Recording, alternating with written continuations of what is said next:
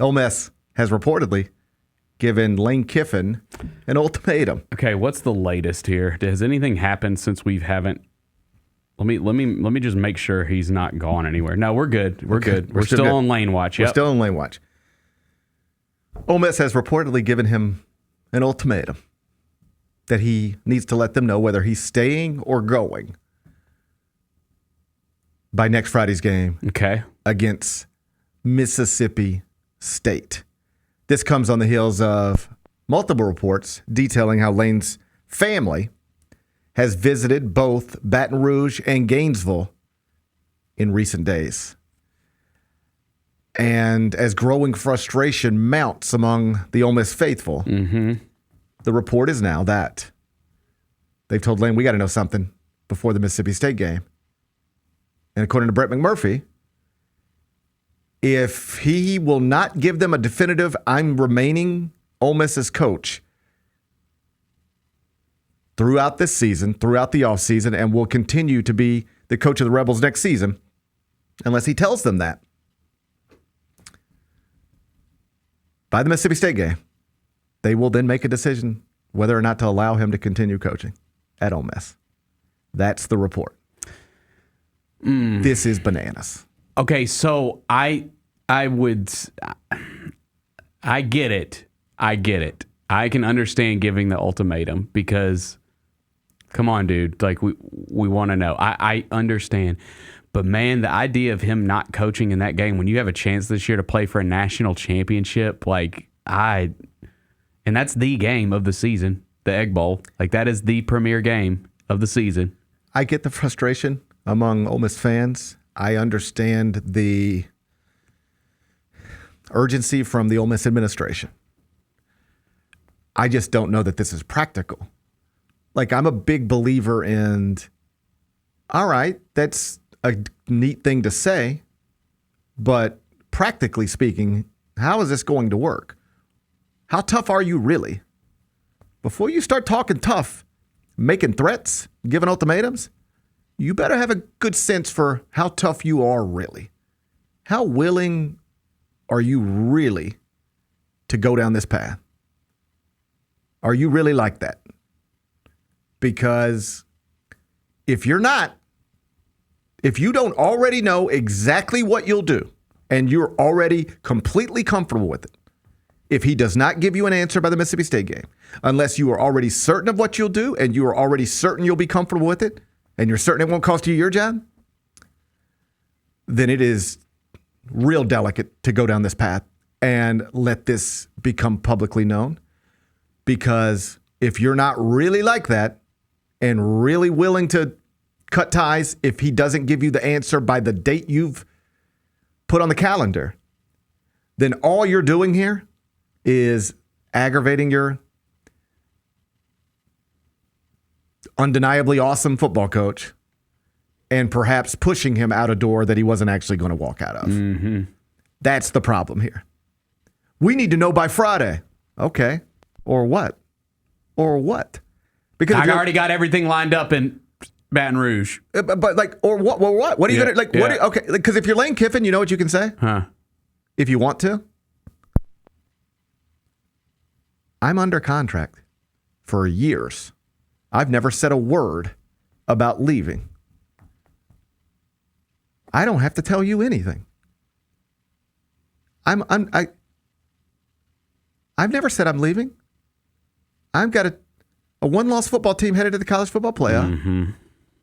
And when this season is over, or whenever I feel like it, I'll make whatever decisions I need to make. But the idea you're going to tell me that I got to let you know by next Friday whether I'm going to fulfill the terms of my contract or exercise the buyout clause, I don't have to tell you anything. Right. And if you've got the balls to pull me off of a game, I dare you. Pull me off the Mississippi State game. Let us lose it. I dare you. See what happens. Because then the other side of that is, okay, let's say that they do that and he goes to LSU or Florida or whatever, then your fan base is always going to look at it, well, he left because you gave him the ultimatum. Here's the problem. You're exactly right. regardless of what the truth is, Lane will always have a story to tell. Right. And the story will always be, guys, I was posting sentimental tweets every day. They did a whole documentary talking about how much I love it here. And then as I'm chasing a national championship and preparing for the Egg Bowl, my administration comes to me and says, we got to know yes or no now. And I'm just not ready to make that decision. I'm focused on the Egg Bowl. I'm focused on the Egg Bowl that I'm supposed to win, that all you people care about. I'm trying to win a national championship. I'm not even thinking about that stuff. Yeah, it's real stuff and it's out there, but that's not what I'm focused on. And they're coming to me and saying, you got to make a decision. Or what? So if that's the way you're going to treat me, you made that decision for me. I don't know what I was going to do, but I knew what I was going to do the second they told me I had to tell them before a Mississippi State game. Mm-hmm. The second they pulled me out of my prep and told me I got to make a life decision on their timeline. I didn't know what I was going to do when they told me that, but I knew what I was going to do right after they told me that. It doesn't even matter if it's true. It's a great story. It is. That's the thing. And that's your fans are going to latch on to whatever the believable story is. The fans who were frustrated with you will be like, that's bullshit. But some of them will latch onto it. And when you inevitably get beaten in the college football playoff, or even worse, lose to Mississippi State, people will point to this. Yes. They'll say, well, if you'd have just left him alone. Let it go. Just leave him alone. And then he beats Mississippi State, and then he goes to the college football playoff, and he gets to the semifinals, and LSU and Florida couldn't wait, and he wasn't going to walk away from a semifinal team. And so he would have just still been our coach, regardless of whether he wanted to or not. Yeah. And then you put an ultimatum on him, and you push him out the door. It doesn't matter whether it's true. That'll be the way it goes down. Right. That's how it'll be framed. Yep. I just think I get the frustration. But this is one of those deals where you have to ask the person given the ultimatum, how do you think this is going to go for you? It probably, like, this is going to get really uncomfortable. You have just created a scenario that's going to get very uncomfortable for you, probably. Because you think Jimmy Sexton's going to work on Ole Miss's timeline? No. If they just want this to be over, then maybe. But your answer's right. No.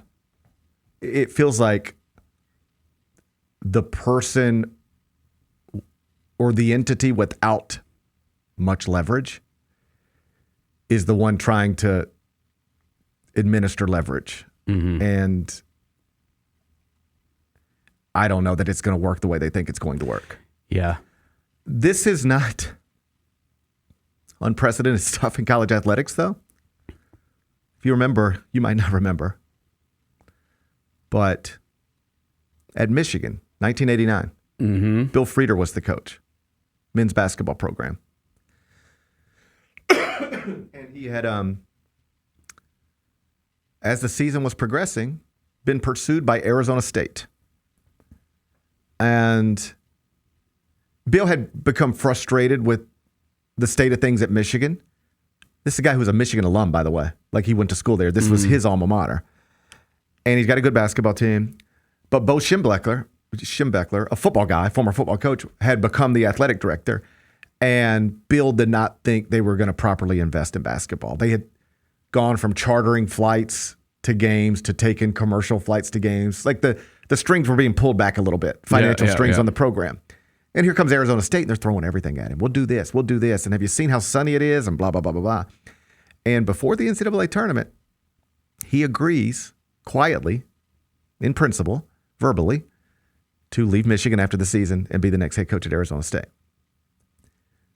Reports get out that this is close to happening or on the verge of happening. It's like pushes it down there pretty good.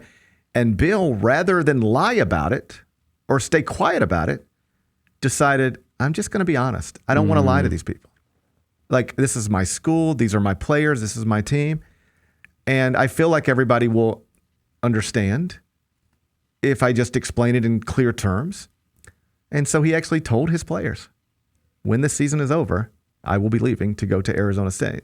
And it's got nothing to do with you guys. But you know that 2 years ago, when we went to play at Penn State, we were on a private plane. And this year when we went to play Penn State, we're not on a private plane. And they're just really taking all of our money and pushing it to football and not investing in men's basketball the way that I know it needs to be invested in for us to do what it is we're trying to do. And so that's why I'm changing jobs, not because I don't love you guys or Michigan, but because they've taken my budget and slashed it in a way that I don't believe I'll be able to be successful going forward. And he thought, that's rational. They're going to understand. Everybody will understand, and then we'll go try to win the NCAA tournament. And Bo Schembechler stood up and said, a Michigan man, famously, a Michigan man will coach Michigan. Fired him before the NCAA tournament. And the assistant coach, Steve Fisher, took over. And do you know what happened next? They won the NCAA tournament. They won 6 straight games with an interim coach. After firing their head coach just before the NCAA tournament, they won 6 games and won the NCAA tournament.